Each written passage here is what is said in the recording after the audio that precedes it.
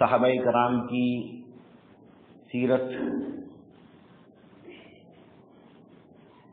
کے عنوان کے سلسلے میں الحمدللہ اللہ کے نبی کے ایک محبوب اور پیارے صحابی عبد الرحمن بن عوف رضی اللہ عنہ کی زندگی کے تعلق سے انشاءاللہ آج سے ہم سنیں گے۔ ہم جب کبھی کسی صحابی رسول کے بارے میں ان کی کوئی چھوٹی سے چھوٹی بات بھی سنیں، ان کی زندگی کے بارے میں علم حاصل کریں، تو ہمیں معلوم ہونا چاہیے کہ ہم کیوں صحابہ کرام کی زندگی کا علم حاصل کر رہے ہیں، مقصد کیا ہے، وجہ کیا ہے۔ ہمیشہ ہمارے پیش نظر یہ وجہ ہونی چاہیے جو واضح طور پر اللہ نے قرآن مجید کے اندر بیان کی، اور اس میں سے ایک آیت آج ہم نے سنی، سورہ توبہ کی آیت نمبر 100، والسابقون الاولون، جو بالکل ابتدائی دور کے اندر اسلام لائے، سابقون الاولون، ان کا بہت بڑا مرتبہ ہے۔ عبد الرحمن بن عوف اس جماعت کے اندر جو سابقون الاولون ہیں شامل ہیں، والمہاجرین اس میں بھی شامل ہیں، والانصار اور انصار کی جماعت، والذین اتبعوہم بإحسان، اور جو کوئی ان کی اتباع کرے گا احسان کے درجے میں، رضی اللہ عنہم ورضوان، اللہ تبارک و تعالیٰ ان سے راضی ہوا، وہ اللہ سے راضی ہوئے، اور اللہ تعالیٰ نے ان سے وعدہ کیا ہے مغفرت کا، ان کے گناہوں کی معافی کا، اور ایسی جنت کا جس کے نیچے نہریں بہتی ہیں، ہمیشہ وہ رہیں گے وہاں پر۔ یہ بڑی کامیابی ہے۔ تو اللہ کو راضی کرنا یہ سب سے بڑا مقصد ایک بندے مومن کا ہونا چاہیے۔ مجھے اللہ کو راضی کرنا ہے، کیسے کروں، اس کا راستہ کیا ہے؟ تو اللہ تعالیٰ نے اس کا جو راستہ بتایا وہ یہ ہے کہ ان صحابہ کی جماعت کی پیروی کرنا۔ اس میں 4 کیٹیگریز، سابقون الاولون، مہاجرین اور انصار، اور چوتھی جو ان کی اتباع کرے گا احسان کے درجے میں۔ اس کو علماء نے، مفسرین نے، اسلاف نے بتایا کہ اس سے مراد تابعین، تبع تابعین، اور علماء مفسرین نے یہ بھی بتایا کہ قیامت تک آنے والوں کے لیے اب یہ دروازہ ہے کہ اگر وہ اللہ کو راضی کرنا چاہتے ہیں تو انہیں ان صحابہ کرام کی نقش قدم کی پیروی کرنی ہوگی۔ تو جب نقش قدم کی پیروی کرنی ہے تو ان کے بارے میں جاننا ہوگا۔ تو ہم کیوں جان رہے ہیں؟ تاکہ ہم ان کی پیروی کر سکیں اور اللہ کو راضی کر سکیں۔ قرآن مجید کی آیت کے ساتھ اللہ کے نبی صلی اللہ علیہ وسلم کی احادیث موجود ہیں۔ قیامت تک آنے والے مسلمانوں کے لیے صراط مستقیم کے اوپر گامزن رہنے کا جو راستہ ہے وہ ما انا علیہ واصحابی، میں جس راستے اور جس طریقے پر ہوں اور میرے صحابہ جس کے اوپر ہیں وہ راستہ۔ پھر خود صحابہ کرام نے صحابہ کرام کے تعلق سے فرمایا، قرآن نے کہا، نبی نے کہا، صحابہ نے کہا۔ یہ روایت عبداللہ ابن مسعود رضی اللہ عنہ کی شرح السنہ میں ہے۔ کہتے ہیں کہ تمہیں اگر پیروی کرنی ہے، کسی کے نقش قدم پر چلنا ہے تو ان لوگوں کے نقش قدم پر چلو جو فوت ہو گئے، جنہیں موت آ گئی، جو اب اس دنیا میں نہیں ہے۔ اب دنیا میں تو بہت سے لوگ اس دنیا سے چلے گئے۔ پھر آگے چل کے اس کو خاص کرتے ہیں کہ خاص کرنے سے پہلے ایک بات وہ بتاتے ہیں، اس لیے کہ جو آدمی زندہ ہے اس کے اوپر فتنے کا ہمیشہ ڈر رہتا ہے۔ اگر آپ زندے کو اپنے لیے آئیڈیل بناؤ گے تو اس کے اوپر فتنے کا ہمیشہ اندیشہ رہتا ہے۔ جو مر گیا فتنوں سے معمول رہ کر وہ گویا کہ اس کی پیروی کرنے میں انسان سیف ہے، محفوظ ہے۔ پھر فرمایا کہ وہ کون لوگ ہیں؟ اولئک اصحاب محمد صلی اللہ علیہ وسلم، وہ کون لوگ ہیں کہ جو اس دنیا سے چلے گئے، جن کی تمہیں پیروی کرنی چاہیے، وہ ہے اللہ کے نبی کے صحابہ۔ کانوا افضل هذه الامہ، اس امت کے سب سے افضل ترین لوگ تھے وہ۔ امت میں اس سے بہترین گروہ کوئی نہیں. ابرھا قلوبا، دل کے بہت نیک، واعمقھا علما، علم میں بہت عمیق، واقلھا تکلفا، تکلف میں بناوٹ میں بہت کم. پھر یہ وہ قوم تھی کہ اللہ تعالیٰ نے ان کو منتخب کر لیا تھا نبی صلی اللہ علیہ وسلم کے ساتھی کے طور پر، لہذا فارفوا لہم فضلہم، تو تم پر لازم ہے کہ تم ان کے مقام، مرتبے اور فضیلت کو پہچانو. واتبعوا بآثارہم، ان کے راستے کی، ان کے آثار کی اتباع کرو. وتمسکوا بما استطعتم من اخلاقہم ودینہم، اور ان کے اخلاق کو، ان کی عادتوں کو، ان کے دین کو مضبوطی کے ساتھ میں پکڑو. فإنہم کانوا علی الہدی المستقیم، یہ وہ لوگ ہیں جو بالکل مستقیم ہدایت کے اوپر گامزن ہو کر کامیاب ہوئے. اس لیے ہم بھی ہدایت کی راہ پر چلتے ہوئے کامیاب ہو جائیں، یہ مقصد ہونا چاہیے جب بھی ہم صحابہ کرام کی زندگی کو پڑھیں. ساتھ ہی ساتھ یہ ہمارے لیے سعادت مندی کی بات ہے.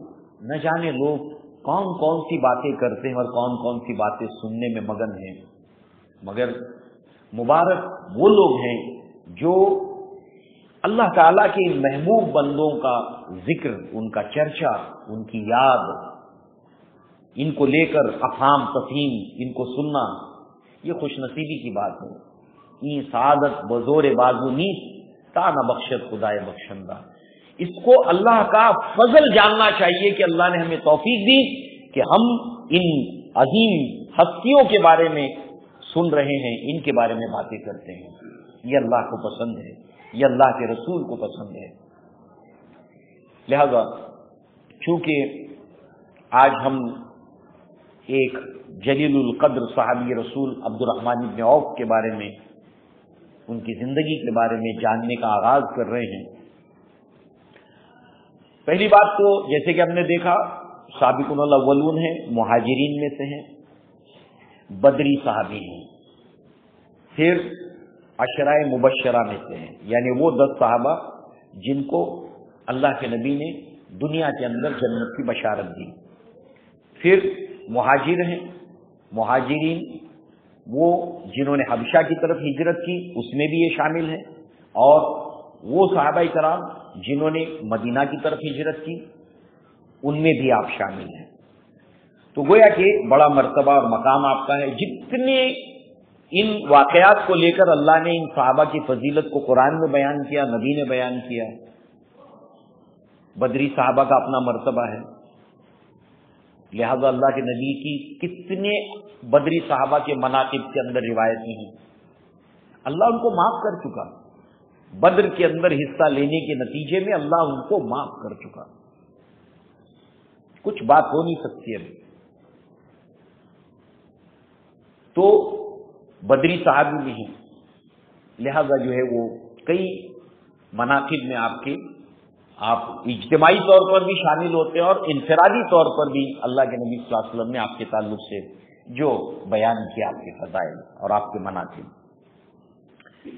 چونکہ آپ قریش سے تھے، عرب میں آپ قریش سے تھے، اور قریش میں بنو زہرہ اس قبیلے سے آپ کا تعلق تھا،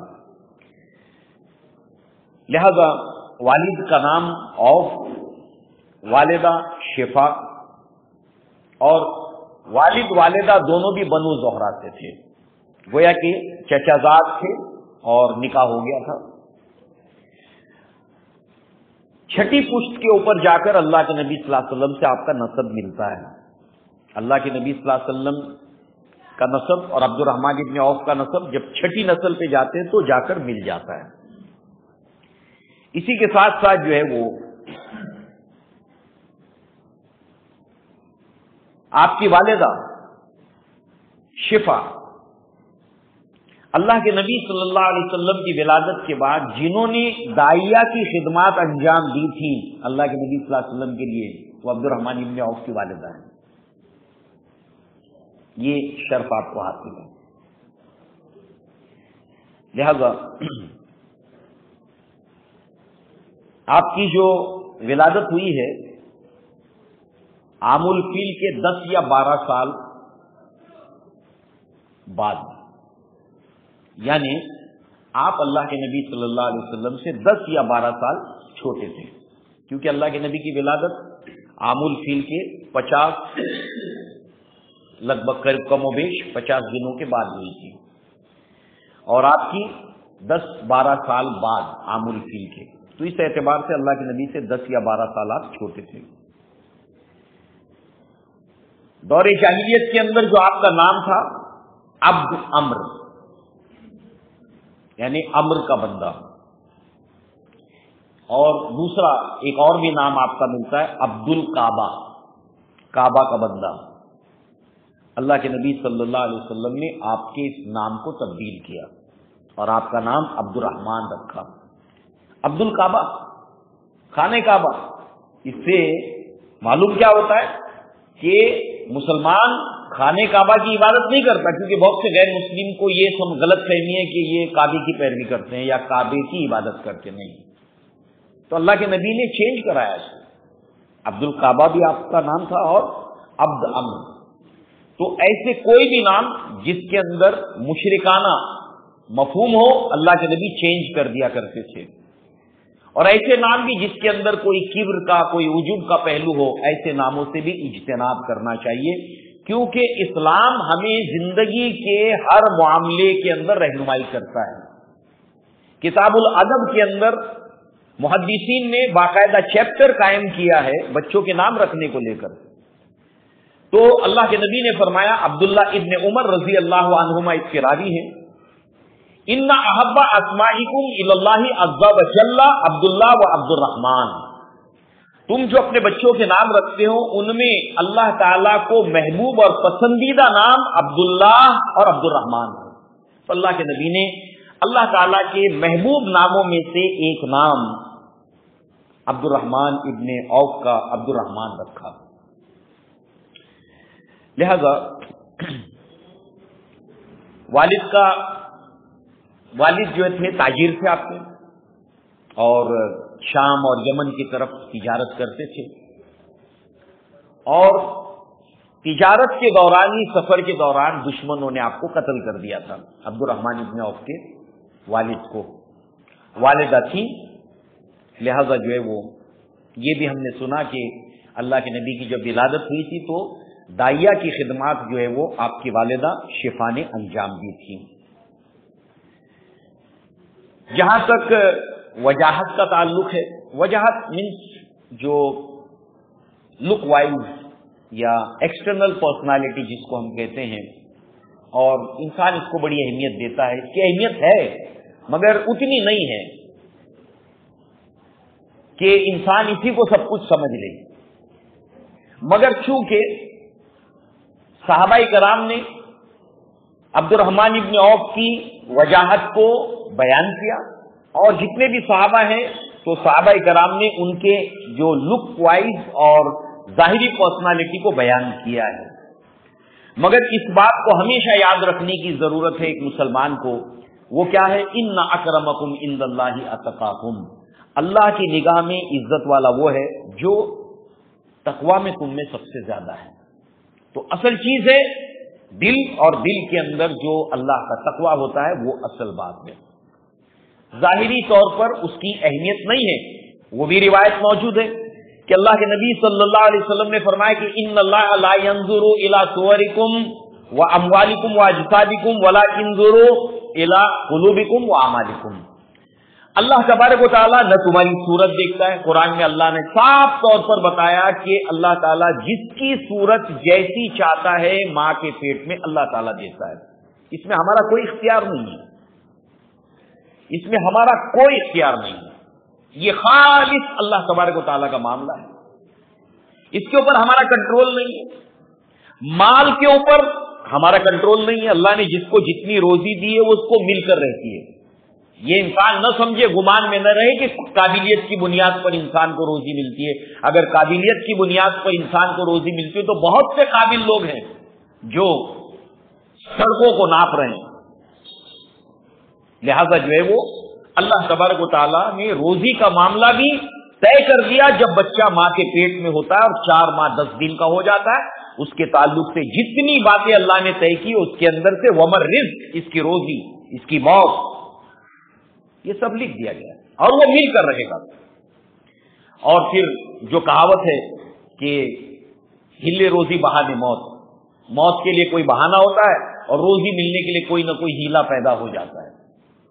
تو لہذا انسان کو روزی کے معاملے میں اپنی قابلیت کو ہرگز بھی کریڈٹ نہیں دینا چاہیے. یہ خالص روزی کا معاملہ اللہ کے پاس میں.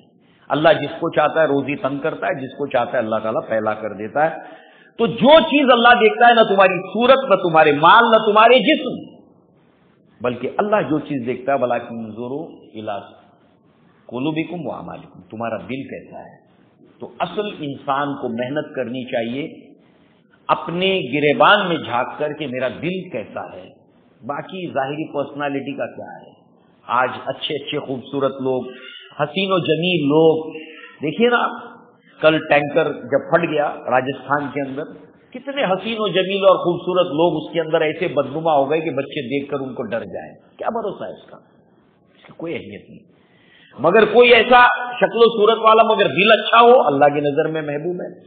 ہم کو اپنے جو تھنکنگ سسٹم کو، ویلیو سسٹم کو بالکل ٹھیک کرنا بہت ضروری ہے. اصل چیز دیکھو انسان کا دل کیسا ہے، اس کے دل کے اندر تقویٰ کتنا ہے. اور وہ دل کا تقویٰ اور دل ہوتا ہے جو انسان کا جملوں کی صورت میں، بول کی صورت میں، بیہیویئر کی صورت میں ظاہر ہوتا ہے.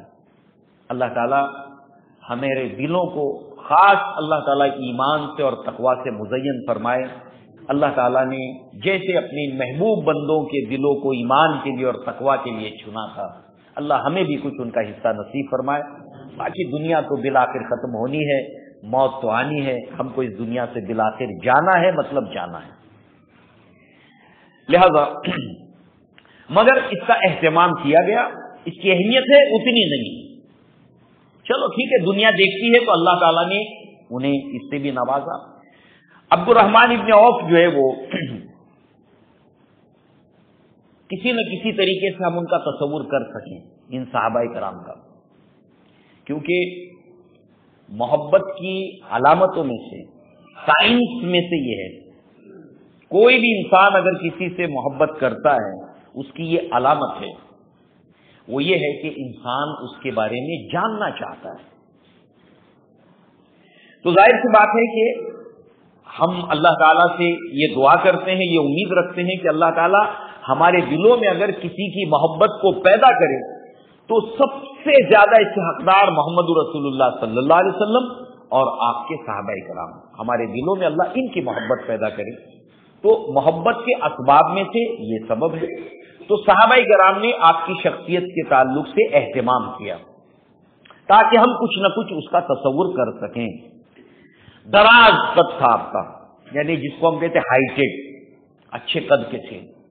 دوسرے سرخ و سفید، یعنی گوری رنگت کی جس کے اوپر سرخی چھائی ہوئی تھی. جیسے کوئی گورا انسان ہو تو کچھ تو ہوتا ہے کہ جب وہ بہت زیادہ خوش ہو جاتا ہے تو چہرہ سرخ ہو جاتا ہے، مگر ویسے نارمل سفید ہوتا ہے. مگر جب وہ خوشی کے مارے ہنستا ہے تو چہرہ سرخ ہو جاتا ہے، یا غصے میں ہوتا ہے تب چہرہ تمتمانے لگتا ہے. مگر کچھ ہے کہ انسان سفید ہے مگر اس کے اوپر ہلکی سی لالی چھائی ہوئی ہے. تو سرخ اور سفید مراد گورے تھے اور اس کے اوپر سرخی لیے ہوئے تھے، قداور تھے، ہائٹ بھی تھی آپ کی، روشن چہرہ چمکدار اور روشن تھا، چمکدار آنکھیں، گہری پلکیں، اس کے ساتھ ساتھ ستوا ناک، ستوا یعنی کھڑی ناک، پھر گھنگریالے بال، کرلی ہیئر، یعنی کل ملا کر یہ ہے کہ ہینڈسم تھے، گڈ لکنگ، آدمی دیکھے تو دیکھتا رہ جائے. لہذا اس کے ساتھ ساتھ آپ کے اندر وہ خوبیاں جو اور زیادہ ان کو خوبصورت بناتی تھی، ان کی شخصیت کو پرکشش بناتی تھی. دور جاہلیت سے آپ فیاض تھے، یعنی خرچ خوب کرتے تھے. اللہ نے دیا بھی بہت تھا اور خرچ بھی خوب کرتے تھے. دیکھیے اللہ تعالیٰ دولت تو بہت لوگوں کو دیتا ہے، مگر فیاضی جو ہے وہ اللہ جس کو دیتا ہے وہ خوش نصیب ہے. اور اللہ تعالیٰ نے سورہ بقرہ کے اندر جہاں پر اللہ کی راہ میں خرچ کرنے کا ذکر کیا، اس کے بعد اللہ تعالیٰ نے فرمایا کہ شیطان تمہیں فقر سے ڈراتا ہے، غریبی سے ڈراتا ہے، اور اللہ تبارک و تعالیٰ تمہیں اپنی مغفرت اور جنت کا وعدہ کرتا ہے۔ اور اس کے فوراً بعد آیت آتی ہے کہ حکمت کے تعلق سے یہ بات سمجھ میں صرف اس کو آتی ہے جس کو اللہ تعالیٰ حکمت دیتا ہے، وَمَن یُؤْتَ الْحِکْمَةَ فَقَدْ أُوتِیَ خَیْرًا کَثِیرًا۔ یہ حکمت کی بات ہے، وزڈم کی بات ہے، ہر ایک کو سمجھ نہیں آتی ہے۔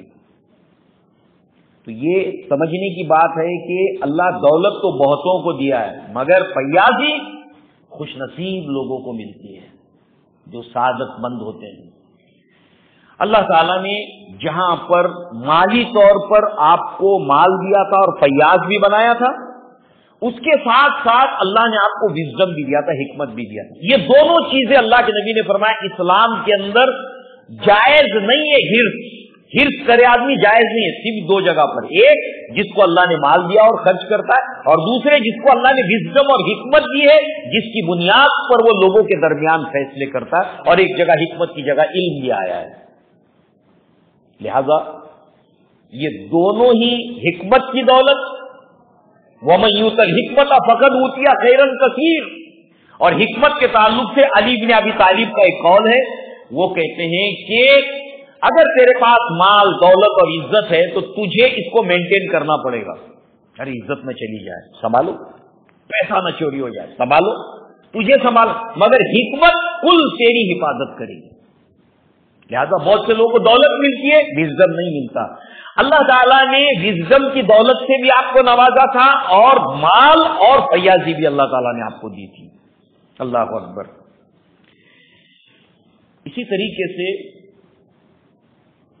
سلیم الفطرت صحیح العقل دور جاہلیت کے اندر ہی آپ نے شراب کو چھوڑ دیا تھا۔ اسی کے ساتھ ساتھ تجربہ کار، مشاہدہ بہت گہرا۔ کیسے جانیں گے آپ عبد الرحمن ابن عوف کے بارے میں جیسے جیسے ہم سنتے چلے جائیں گے، ایسے کمپلیکیٹڈ معاملے کو آپ نے سیٹل کیا ہے، اللہ اکبر۔ یہ آپ کے وزڈم ہونے کی دلیل ہے۔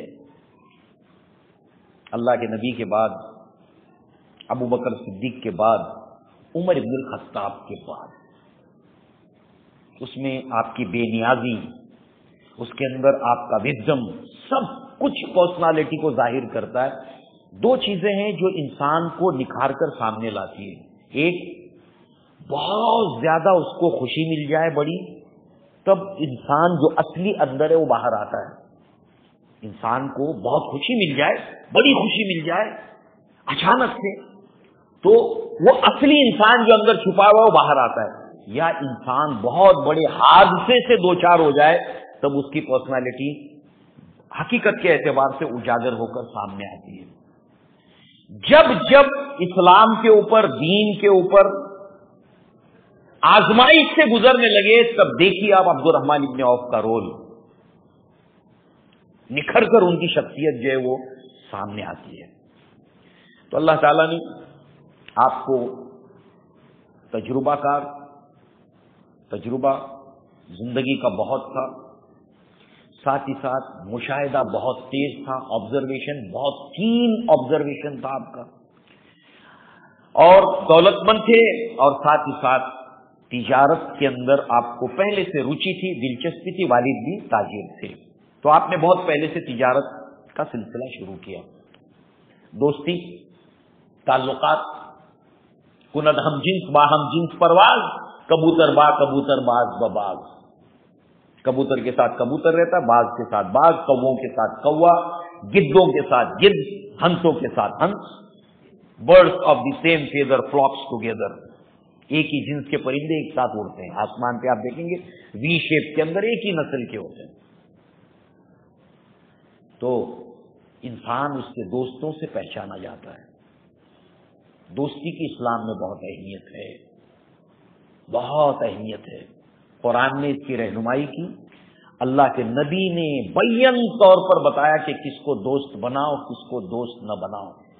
قرآن نے سورہ نساء میں آخر میں بتایا کس کو دوست بنانا ہے، کس کو دوست نہیں بنانا ہے. جگہ جگہ پر دوستی اور دشمنی کا معیار قائم کیا. من احب للہ وابغض للہ واعطى للہ ومنع للہ فقد استکمل الایمان. جس نے اگر کسی سے محبت کی اللہ کے لیے، کسی سے کوئی بغض رکھا اللہ کے لیے، کسی کو کچھ دیا اللہ کے لیے، کسی کو کچھ دینے سے منع کیا اللہ کے لیے، اس نے اپنے ایمان کی تکمیل کر لی. آزاد نہیں ہے مسلمان دوستی کے معاملے میں. جس سے چاہے آپ دوستی کریں، نہیں.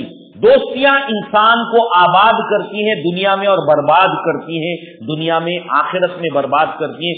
کتنے ایونٹس ہیں قرآن میں آئے ہیں، ایک جہنمی اور ایک جنتی کا واقعہ قرآن میں نقل ہوا. وہ کہتا ہے، قرآن میں یہ واقعہ نقل ہے کہ جنتی ہے، وہ کہتا ہے کہ وہ کہاں گیا دنیا میں جس کا میرا شنا تھا، میں اس کو پہچانتا تھا. وہ مجھ سے کہتا تھا، ایسے کہتا تھا کہ تم سچ مچ سمجھتے ہو مرنے کے بعد دوبارہ زندہ ہوں گے. مجھے ایسا کہتا تھا. وہ مجھے کہیں دکھائی نہیں دے رہا. اللہ رب العزت سارے پردے ہٹا کے اس کو دکھائے گا، جہنم کے بیچوں بیچ جل رہا ہوگا. وہ اللہ کا شکر ادا کرے گا، اللہ تیرا شکر ہے میں نے اس کے ساتھ دوستی نہیں کی. سورہ فرقان میں ہے نا، اللہ تعالی کا شکر ادا کرتے ہوئے وہ بندہ کہے گا من اتخذوا فلانا خلیلا، کاش کہ میں نے اس کو اپنا دوست نہ بنایا ہوتا. یعنی دوستی کی وجہ سے لوگ پچھتائیں گے بھی آخرت میں، اور دوستی کی وجہ سے کامیاب بھی ہوں گے آخرت کے اندر. تو اللہ کے نبی نے فرمایا المرء مع من خلیلہ فلینظر احدکم من یخاللہ. آخرت میں انسان اسی کے ساتھ ہوگا جس سے اس کی دوستی ہوگی.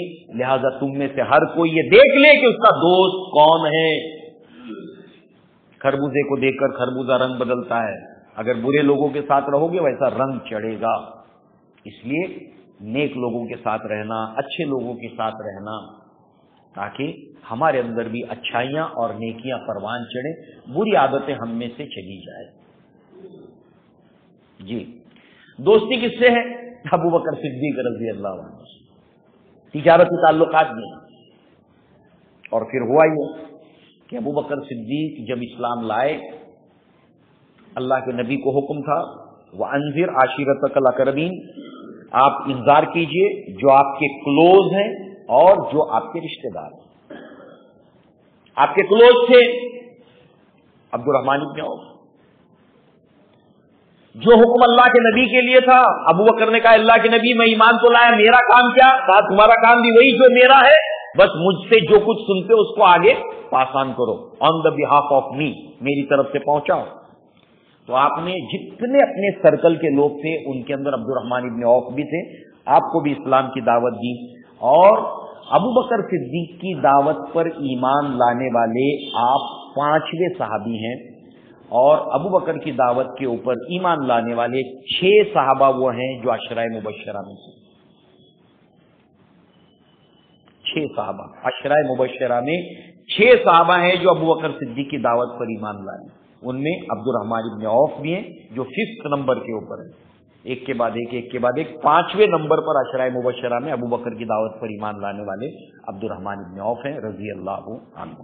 دوستی کی اہمیت، رشتوں کی اہمیت، ریلیشن شپ کی اہمیت. ٹھیک ہے، انسانوں میں سب کے ساتھ ہم اٹھتے بیٹھتے رہتے ہیں، مگر دوستی سوچ سمجھ کے کرنا چاہیے، بہت سوچ سمجھ کے کرنا چاہیے. یہ کوئی چھوٹی بات نہیں ہے، بہت بڑی بات ہے، بہت بڑی بات. آج ہمارے بچوں کو آپ دیکھیں، ہماری بچیوں کو آپ دیکھیں، کن کو سہیلیاں بناتی ہیں. اور آج تو معیار ہی بدل گیا ہے، لڑکا لڑکی بھی دوستی کر رہے ہیں. ماں باپ ہم لوگ کیا تعلیم دے رہے ہیں اپنے بچوں کو گھروں کے اندر، کس طرح سے ان کی پرورش کر رہے ہیں ہم، کہ وہ لڑکے سے دوستی کرنا جو ہے وہ عیب نہیں سمجھتے، معیوب نہیں سمجھتے. لڑکی کا لڑکے سے دوستی کرنا، لڑکے کا لڑکی سے دوستی کرنا تو دور کی بات ہے، لڑکا جب سیم جینڈر کسی سے دوستی کرے تو اس کے لیے امتحان ہے. اور ماں باپ کو معلوم ہونا چاہیے کہ میرے بچے کی دوستی کس کے ساتھ ہے. یہ والدین کی تربیت اور تعلیم کا حصہ ہے. ماں باپ کو ضرور معلوم ہونا چاہیے کہ میرے بچے کے دوست کون لوگ ہیں اور کیسے ہیں.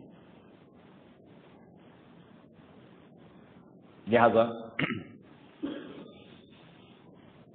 اسلام جس وقت آپ لائے ہیں بتایا جاتا ہے آپ کی عمر 27 سال تھی، اور دار ارقم میں جانے سے پہلے ہی آپ ایمان لائے تھے۔ اب دار ارقم کیا ہے؟ آپ میں سے اکثر و بیشتر لوگوں نے اس کو سن رکھا ہے۔ دار ارقم ایک بہت ہی اہم جگہ ہے اسلام کے اندر، اس کا اپنی ایک مقام ہے۔ وہ کیا ہے؟ اللہ کے نبی صلی اللہ علیہ وسلم جو ہے وہ 4 سال تک جب بھی دعوت و تبلیغ کے نتیجے میں جو لوگ اسلام لائے تھے، ایمان لائے تھے، تو گھاٹیوں میں جا کر صحابہ کرام ملتے تھے، وہاں پر نماز پڑھتے تھے۔ تو کفاران قریش نے جب یہ دیکھا تو انہوں نے سختی کرنی شروع کی، لہذا اللہ کے نبی صلی اللہ علیہ وسلم نے ایک گھر کو چنا۔ یہ گھر تھا ارقم ابن ابی ارقم کا رضی اللہ عنہ۔ ان کے والد کا انتقال ہو گیا تھا، ان کی عمر تھی 16 سال کی، 16 ایئر، 16 سال، بالکل ینگ تھے یہ صحابی جن کا گھر تھا یہ۔ اور یہ جو گھر تھا یہ حرم کے جنوب کی طرف ایک طرف تھا اور تھوڑا گلیوں میں سے ہو کر گزرنا ہوتا تھا، تو لوگوں کی نگاہوں سے چھپا ہوا تھا۔ وہاں پر زیادہ بھیڑ بھاڑ لوگوں کی عام نہیں تھی، راہگیر نہیں وہاں پر ہوتے تھے، تو تھوڑا گلیوں میں سے گزر کر بھی جا، اور پھر تھوڑا اونچائی کے اوپر تھا، تھوڑا اونچائی کے اوپر تھا۔ ہم تصور کر سکتے، اب تو خیر وہاں عمارتیں بنی ہیں، مگر پھر بھی کچھ حصہ ایسا ہے کہ تھوڑا اونچائی کے اوپر، پہاڑیوں کے اوپر بھی مکانات ہیں، تو ایسے تھوڑا اونچائی کے اوپر تھا۔ اس کا فائدہ کیا ہوتا تھا کہ کوئی اگر آئے گا اس مکان کی طرف تو اونچائی کی وجہ سے آنے والے کو دیکھا جا سکتا تھا، مگر یہاں پر کون ہے وہ باہر کے لوگوں کو نہیں دکھائی دیتا، تو ایک سیف تھا۔ تو اللہ کے نبی کے وہ صحابہ جو ابتدا میں ایمان لائے تھے 4 سال کے بعد اس گھر میں جمع ہوتے تھے، اور جمع ہونے کے بعد یہاں پر اللہ کے نبی ان کی تعلیم، ان کی تربیت کا اہتمام کرتے، قرآن کی جو آیتیں نازل ہوتی ان کو سناتے، یہ صحابہ کرام اس کو یاد کرتے۔ هو الذی بعث فی الامیین رسولا منهم یتلو علیہم آیاتہ ویزکیہم ویعلمہم الکتاب والحکمہ وان کانوا من قبل لفی ضلال مبین۔ اللہ کے نبی صلی اللہ علیہ وسلم کا یہ مکتب، یہ پہلا مکتب ہے، یہاں پر صحابہ کرام کے اس چھوٹے سے مکان کے اندر تعلیم اور تربیت کا ایک مرکز بن گیا تھا، لہذا جو ہے وہ یہاں پر صحابہ کرام جمع ہوتے تھے، اور یہ شرف حاصل ہے اس جگہ کو۔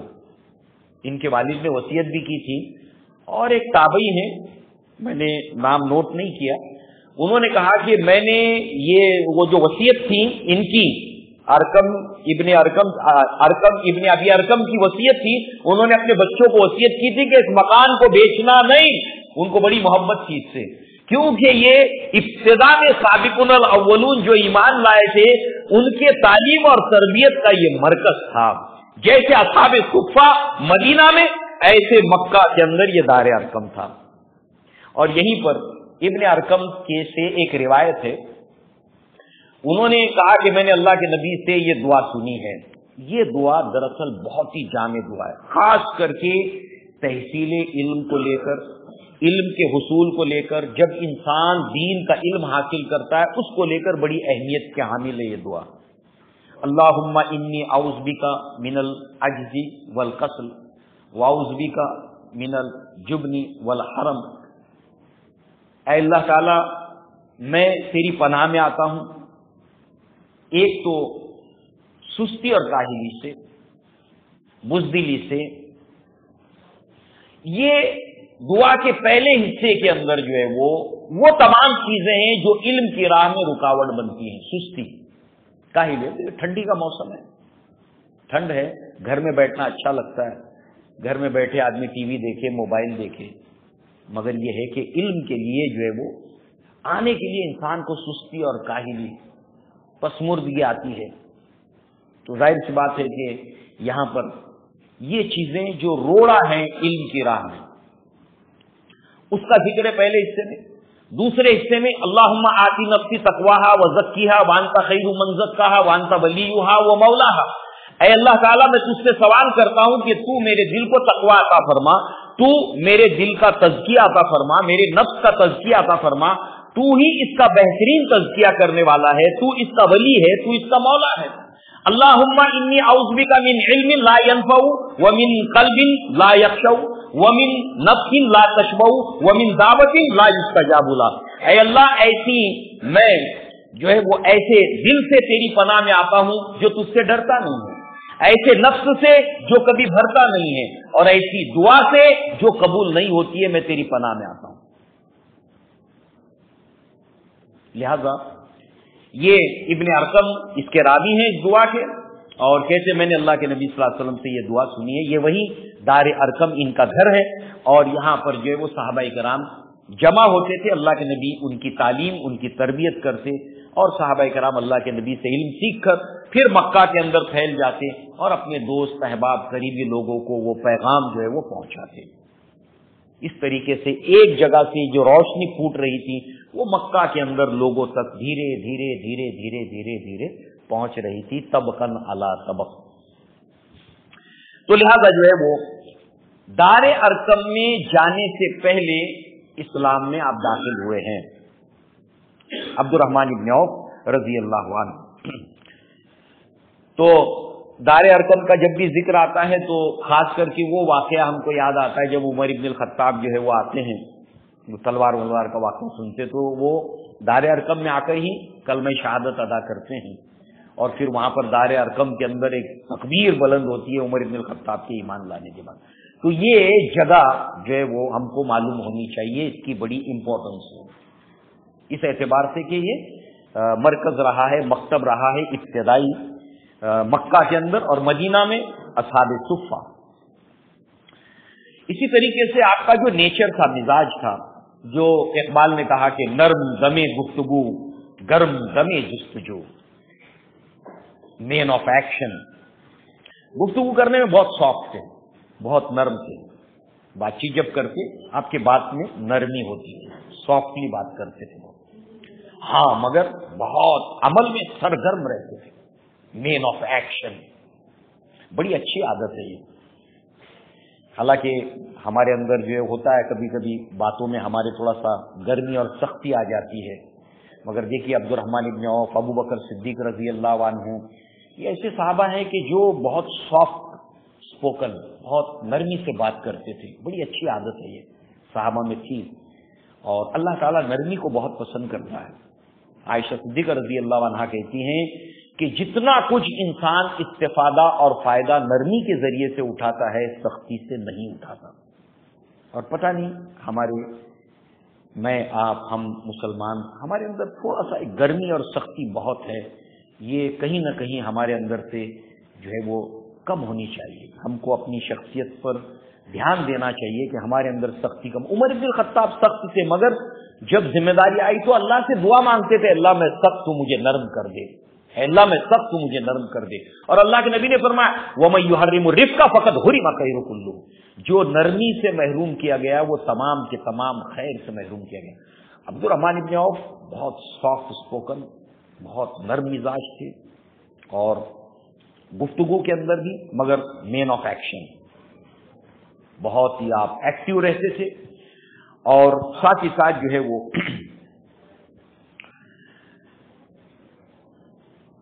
सच्चाई और हक जब भी सामने आ जाए तो उसको कबूल करने वाला आपका नेचर है।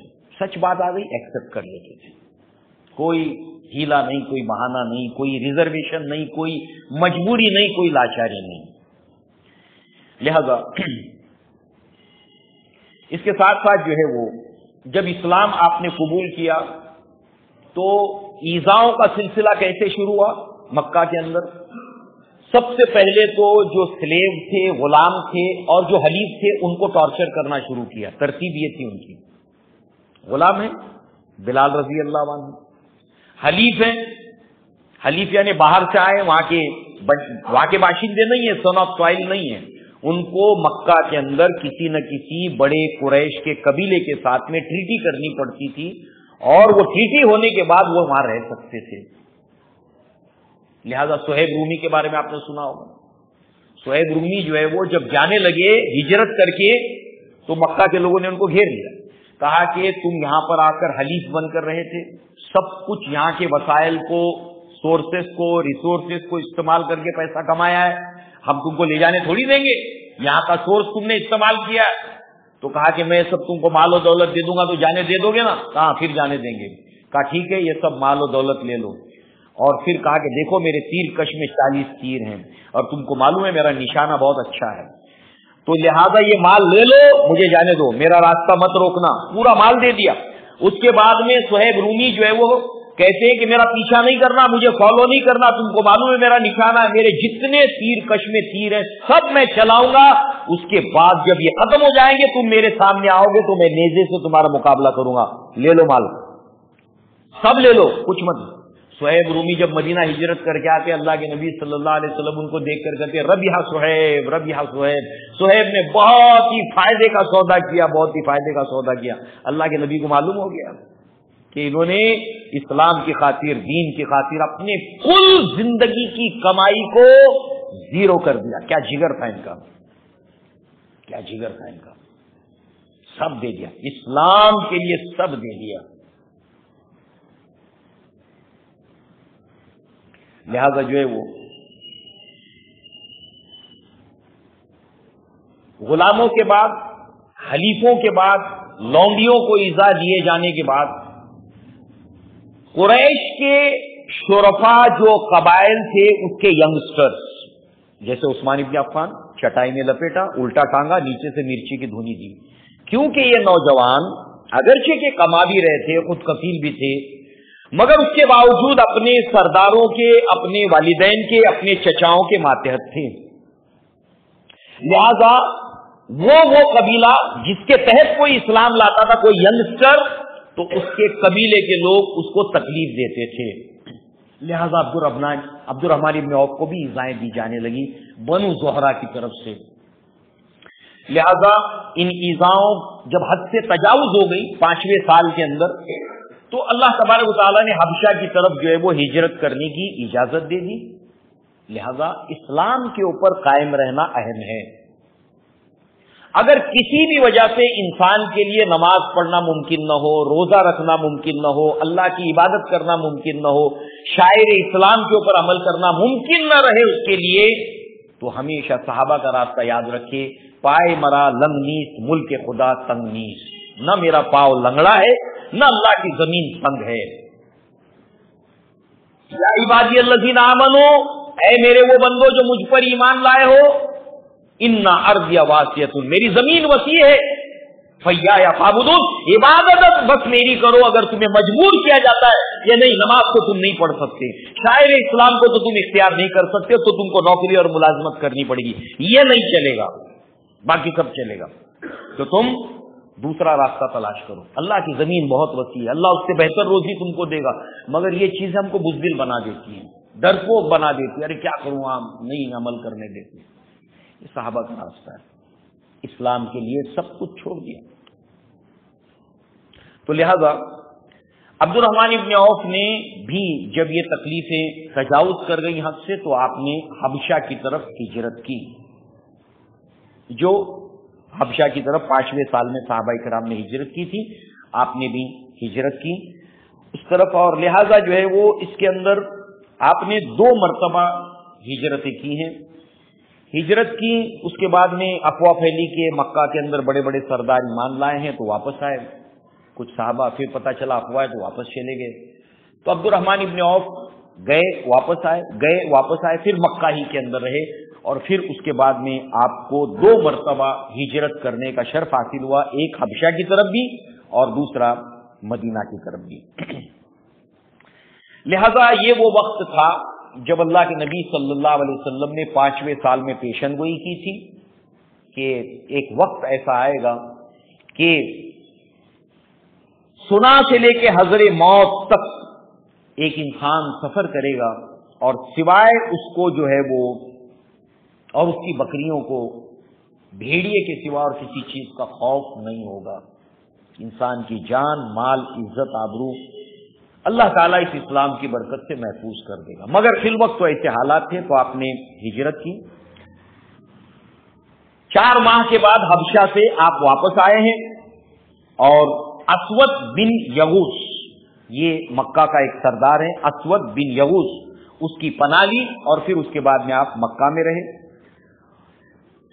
پھر جب اللہ تعالیٰ نے مدینہ کی طرف ہجرت کا حکم دیا تو پھر آپ نے مدینہ کی طرف ہجرت کی، اور اس کے ساتھ ساتھ جو ہے وہ اللہ تعالیٰ نے ہجرت کرنے والے صحابہ کا ذکر قرآن مجید میں جگہ جگہ پر کیا ہے، اور یہاں پر اللہ کے نبی صلی اللہ علیہ وسلم نے چونکہ ہجرت کرنے کے بعد مواخات اللہ کے نبی صلی اللہ علیہ وسلم کی سیرت کا ایک بہت اہم چیپٹر ہے، اس کو ہم لوگ تو خیر ٹیکن فار گرانٹیڈ کر کے نکل جاتے ہیں، یہ جو ٹاپک ہے ہم لوگ کیا کرتے ہیں اس کو ایسے ہی نکل جاتے ہیں، یہ کوئی چھوٹی موٹی بات نہیں ہے، یہ بہت بڑی بات ہے۔ اور مستشرقین یعنی اسلام کے جو دشمن لوگ ہیں انہوں نے اللہ کے نبی صلی اللہ علیہ وسلم کے جن جن کارناموں کی بہت تعریف کی ہے اس کے اندر مواخات کی بہت تعریف کی ہے، بہت تعریف کی۔ اٹ از جسٹ امپاسبل، یہ آسان نہیں ہے۔ کیا ہے معلوم ہے؟ دنیا کے اندر جب تک کہ آپ مائگریشن کی ہسٹری نہیں پڑھیں گے، دنیا کے اندر مائگریشن کی ہسٹری، لوگوں کی ایک ملک سے دوسرے ملک کی طرف ہجرت کرنا، ایک جگہ سے دوسری جگہ پر ہجرت کرنا اور بڑی تعداد میں ہجرت کرنا، اس کا اتہاس جب تک آپ نہیں پڑھیں گے اس وقت تک آپ محسوس ہی نہیں کر سکتے کہ اللہ کے نبی کا ایک کتنا بڑا کارنامہ تھا، آپ محسوس کر ہی نہیں سکتے کہ انصار کی کتنی بڑی قربانی تھی، نہیں فیل کر سکتے آپ۔ اور ہم پر یہ واجب ہے کہ صحابہ کرام کی قربانی کو فیل کریں، محسوس کریں، ہم پر یہ لازم ہے، ورنہ ہم سخت دل کے لوگ ہیں۔ دیکھیے مواخات کے اندر جو اللہ کے نبی کا ایک بہت بڑا کارنامہ ہے، بہت بڑی تعداد مکہ سے اپنا گھر، اپنی جائیداد، اپنا پیسہ، اپنا کاروبار سب کچھ چھوڑ کر زیرو حالت کے اندر مدینہ پہنچے گی، 13 سال کے بعد زیرو حالت، کچھ نہیں تھا ان کے پاس۔ صرف مکہ سے لوگ نہیں پہنچے ہجرت کر کے، ابو موسیٰ اشعری الگ جگہ سے آئے، کوئی الگ جگہ سے آیا، اس کے علاوہ بھی لوگ، اتنی بڑی آبادی آ کر اکوموڈیٹ ہو گئی مدینہ میں۔ اب یہاں پر آ کر آباد ہونے کے بعد ان کا اکوموڈیٹ ہونے کا معاملہ کوئی آسان نہیں ہے، اس لیے کہ مہاجرین جب ہجرت کرتے ہیں تو ان کو کہاں رکھا جاتا ہے؟ ان کے لیے جگہیں بنائی جاتی ہے اور ان کو کئی دنوں تک وہاں رکھنا ہوتا ہے، وہاں پر رکھا جاتا ہے۔ لہذا یہاں پر مدینہ میں آتے ہی آن دا اسپاٹ اللہ کے نبی نے مسئلے کو حل کر دیا۔ پہلے تو اللہ کے نبی نے سب سے پہلے اپنے حجروں سے بھی پہلے اللہ کے نبی نے مسجد کو قائم کیا، حجرے سے بھی پہلے اللہ کے گھر کو قائم کیا، نمبر 1۔ اس کے بعد اللہ کے نبی نے جو بھی ہجرت کر کے آتے تھے، مدینہ کے جو انصار صحابہ ہے، ایک انصاری ایک مہاجر، ایک انصاری ایک مہاجر، ان کا بھائی چارہ کرایا، اور یہ ایسے بھائی بن گئے سگے بھائی سے بھی زیادہ۔ اب وہ انصاری صحابی کی ذمہ داری ہے، اس کے ذمہ یہ مہاجر صحابی، لہذا انہوں نے اپنا اسلام کے لیے سب کچھ چھوڑا اور انصار نے اپنا سب کچھ ان کے سامنے پیش کیا، یہ سب کچھ تمہارا ہے، لے لو۔ یہ جگر تھا، یہ صحابہ کرام کی عظمت تھی۔ عظمت کو جو ڈیفائن کیا گیا ہے، ڈیفینیشن عظمت کی کیا ہے پتہ ہے؟ انسان کسی چیز کو قبول کر لے، فکر کے اعتبار سے، دل میں ایموشنز اور جذبات اور عقیدے کے اعتبار سے جب اس کو ایکسپٹ کر لے، قبول کر لے، اس کو وہ اتنا اہم جانے کہ اس کی خاطر سب کچھ قربان کرنے کو تیار ہو جائے، تب جا کر انسان کو عظمت حاصل ہوتی ہے۔ اور اس کے اوپر صحابہ کرام پورے اترے تھے۔ لہذا اللہ کے نبی نے جن کو ان کا بھائی بنایا تھا وہ تھے سعد بن ربی۔ اچھا، یہ ایک ریسرچ کا عنوان ہے، اللہ کے نبی کی وزڈم، اللہ کے نبی کی بصیرت، مردم شناسی۔ اللہ کے نبی نے عبد الرحمن ابن عوف کا بھائی سعد بن ربی کو کیوں بنایا؟ کوشچن مارک، کیوں؟ وائی؟ ایسا نہیں رینڈملی نہیں، چلو تم بھائی بن جاؤ، تم اس کے بھائی بن جاؤ، تم، ایسا نہیں۔ اللہ کے نبی نے ایک ایک صحابی کو، مہاجر اور انصار کو جو بھائی بنایا نا، اس کے پیچھے بڑی وزڈم ہے۔ یہ بھی جو صحابی تھے یہ تاجر تھے اور قوم کے سرداروں میں سے تھے، تاجر تھے، مالدار تھے، عبد الرحمن بن عوف بھی مالدار تھے، تاجر تھے۔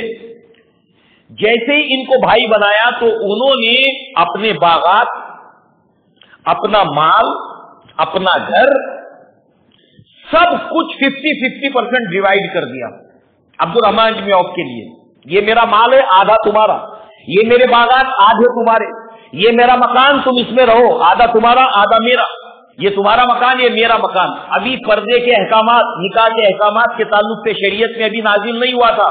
کہا میری 2 بیویاں ہیں، ان میں سے جو تم کو پسند ہے تم پسند کر لو، میں اس کو طلاق دے دوں تو مجھ سے شادی کر لو۔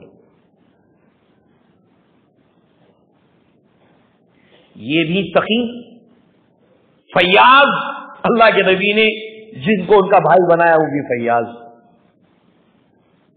ایسی جوڑی جب ملتی ہے نا تو طوفان کرتی ہے، ایک سے بھلے 2، ایک دم پرفیکٹ جوڑی۔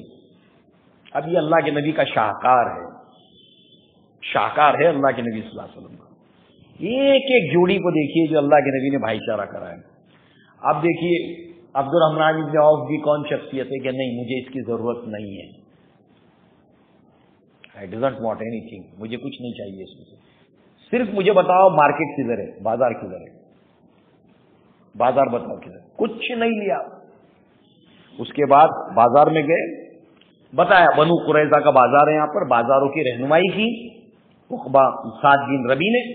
یہ بازار گئے، اب انہوں نے ڈیلی فروختنی سامان خریدنا شروع کیا، کچھ تھا نہیں ان کے پاس، جو کچھ تھا ڈیلی فروختنی سامان کا مطلب کیا ہے، کاروباری آدمی سے، تجارتی ذہن تھا، لہذا ڈیلی جو روز مرہ کی ضروریات کی چیزیں، پنیر ہے، گھی ہے، یہ تمام چیزوں کو خریدتے تھے، بیچ کر کچھ اس میں کا کھانے پینے کا حصہ ہی ہوتا تھا، گھر میں پھر گھر چل جاتا تھا، کھانے کا کھانا ہو گیا، کاروبار کا کاروبار ہو گیا، اور پھر ساتھ میں کچھ پیسہ بھی ہو گیا۔ ایسے ہوتے ہوتے ہوتے کچھ ان کے پاس پیسہ جمع ہو گیا۔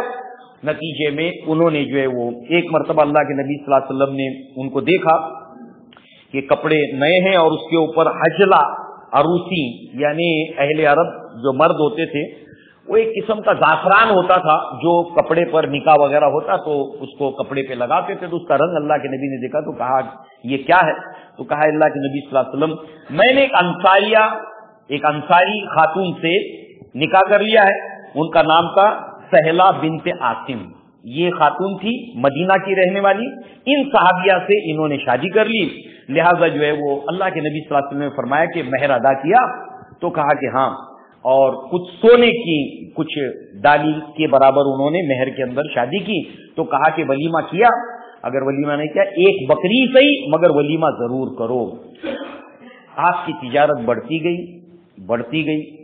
اور الحمدللہ جو ہے وہ اللہ تعالیٰ نے پھر بہت برکت آپ کے تجارت کے اندر دی۔ ہم آخر میں دیکھیں گے اتنی دولت چھوڑ کے گئے ہیں، بس اتنی بات سن لیجیے آپ کہ سونے کی جو اینٹیں تھیں اس کو کلاڑی سے توڑ کر تول کر ورثہ میں تقسیم کیا گیا۔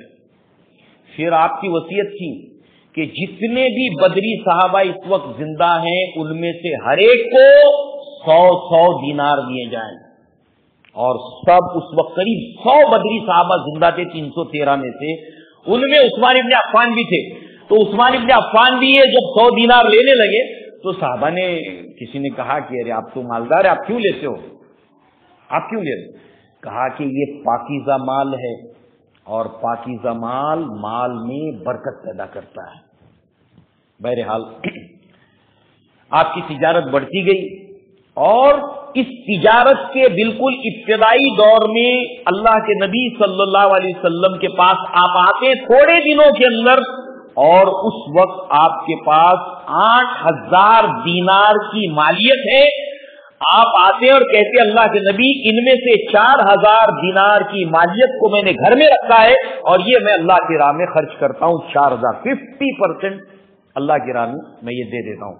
اللہ کے نبی نے آپ کو دیوا دی، بارک اللہ لکا فیما امسکتا و فیما آتیتا، اے عبد الرحمن اللہ تبارک و تعالیٰ تیرے مال میں برکت عطا فرمائے جو تو نے گھر میں چھوڑا ہے، اللہ تعالیٰ تیرے مال میں برکت عطا فرمائے جو تو نے دیا ہے۔ اقول قولی ھذا واستغفر اللہ لی ولکم ولسائر المسلمین والمسلمات وآخر الدعوانا ان الحمد للہ رب العالمین۔ السلام علیکم ورحمۃ اللہ وبرکاتہ۔